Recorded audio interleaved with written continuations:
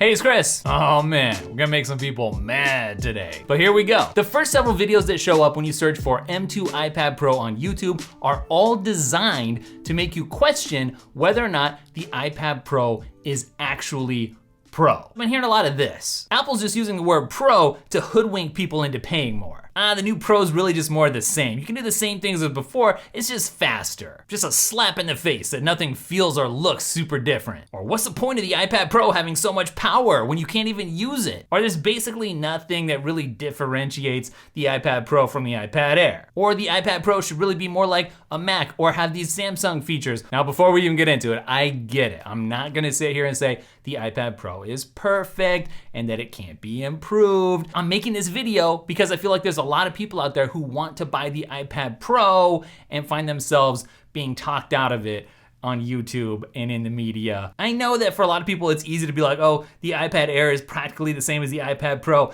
and just forget about how the Pro has a new hover feature. It's got Thunderbolt, up to 2 terabytes of storage, got full external display and stage manager support. It can shoot, edit, and publish ProRes video without needing another device in the mix. It's got Pro Motion, a far brighter screen, a true depth camera, 4 speakers instead of 2, 5 mics instead of 2, and faster Wi-Fi. Oh wait, hold on a second. Actually, the iPad Pro is pretty different from the Air, isn't it? Well, let's just go ahead and talk about the definition and meaning of the word Pro here, because that's what I feel like every other YouTuber on this subject has gotten wrong. Tons of YouTubers out there seem to want to try to say that a Pro Apple device is only meant to be used by certain professionals who would use it to earn a full-time living. And I actually used to think and say that as well, but that's not what Apple means when they say Pro. It's really simple. When Apple says iPad Pro, they just mean the best. So you can swap out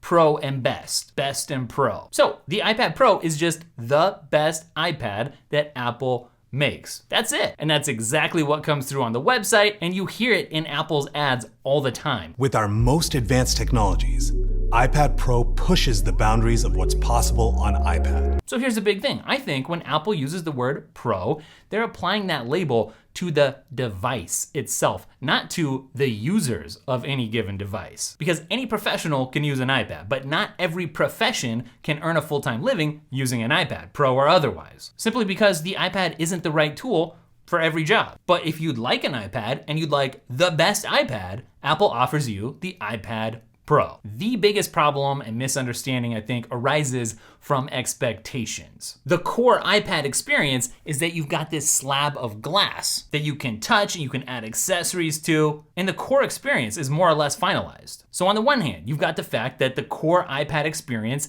isn't going to and probably doesn't need to change all that much from year to year. And on the other hand, you've got the fact that iPads tend to last for a really, really long time. Not uncommon for these things to last 5 to 7 years. But then you've got YouTubers and you've got media coming in and setting unrealistic expectations for people. Well, my first question for everybody is, who told us to expect an earth-shattering new feature with every single release that ends up flipping the whole paradigm for what a tablet can do? And then my other question is, who set the expectation that an iPad Pro is the kind of device that you should upgrade every single cycle? I mean, I definitely get that there are people who would like to spend the money to upgrade the iPad Pro with every single release. But honestly, like, sit back and think about it, and you realize that most Apple products don't work like that. We all know that iPhones aren't worth upgrading every season, even the Pros. The same thing goes for the MacBooks, even the Pros. Same thing goes for Apple Watches, AirPods,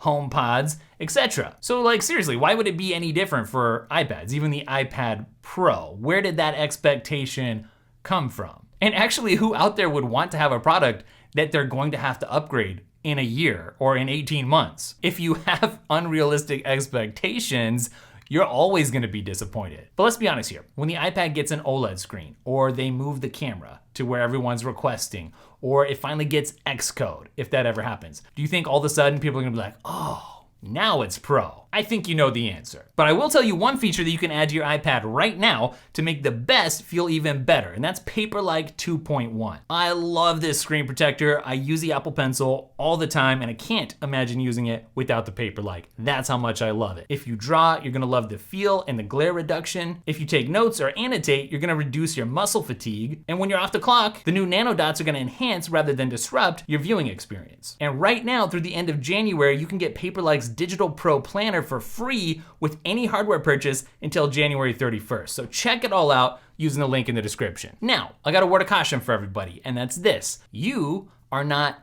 everyone. And you gotta be careful when you're saying that Apple's best iPad ever doesn't do the things that you think that Apple's best iPad ever should actually do. And there's two reasons why I'm saying that. First, hot takes on how non-pro the iPad Pro may or may not be at any given time don't tend to age all that well. Like even just a few months ago, there was all these hot takes saying there's no pro level video editing software on the iPad Pro, and those didn't age well because now we've got DaVinci Resolve. If you go back a couple of years, lots of hot takes saying the iPad Pro doesn't hook up to an external display. I'm sure I was one of these people, and now it does. So those takes didn't age very well. People used to say, no professional file management, no Thunderbolt, no overlapping windows, etc., etc., etc. And all of those things are now here. But the second thing is, just because you feel like the iPad Pro doesn't do everything that you want it to do, that doesn't apply to everybody else, magically. We all have a lot of different jobs and experiences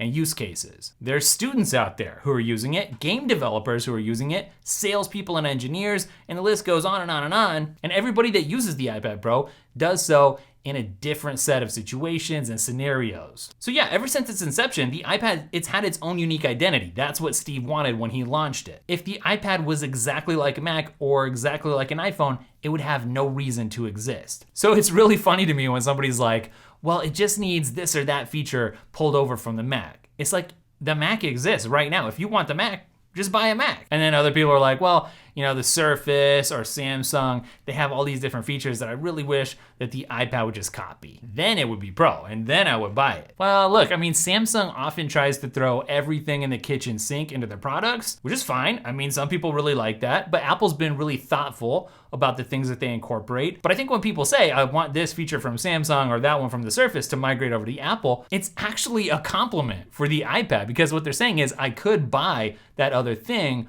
but I like the iPad better, and I just wish that it could do a little bit more. Otherwise, why even make the comment? You would just go out and buy the other device, right? Now, personally, I just wanna say, I appreciate the iPad Pro for what it is. Even for me, it's not the be all end all one device that I can do everything on. I consider it a piece of the puzzle that is my overall tech setup. I will tell you this, if my iPad disappeared overnight, there would be a huge gaping hole in my workflow and in my output. That's because the iPad Pro here lets me do things in ways and in places that my other devices won't or can't. And if you don't know what I'm talking about, check out the Muse app, all right? Because their iPhone app is super different from their iPad app, which is super different from their Mac app. None of them are identical copies of each other, just made for different screen sizes, like most apps. Instead, the Muse apps are really thoughtful and deliberate, like I think Apple is when they're crafting which devices to put out there. And each Muse app plays into the strengths of the individual devices and take into account the scenarios where you would use those devices in the first place. So just because you don't see a reason to upgrade right now, even though you might want to, and just because you feel like a feature's missing, even though somebody else may not, and just because you don't like X, Y, or Z, doesn't mean that it's not pro. The iPad Pro still remains what Apple intended for it to be, which is the best iPad you can buy. All right, that's it for this video. I'm putting it out there, fully realizing some people are gonna be pretty upset about this, even though it's just a video. I mean, like, people should get a life, right? But, you know, leave me your comments, give me your feedback, be nice about it. Don't forget though, we've got a newsletter you can sign up for down below. I've got a productivity course coming out. Ooh, I'm excited about it. It's gonna be life-changing for people. If you don't wanna burn out and you wanna get more done within the Apple ecosystem, you gotta sign up for it. At least sign up for updates. You can find that link down below too. And I'll catch you guys in the next video. Later.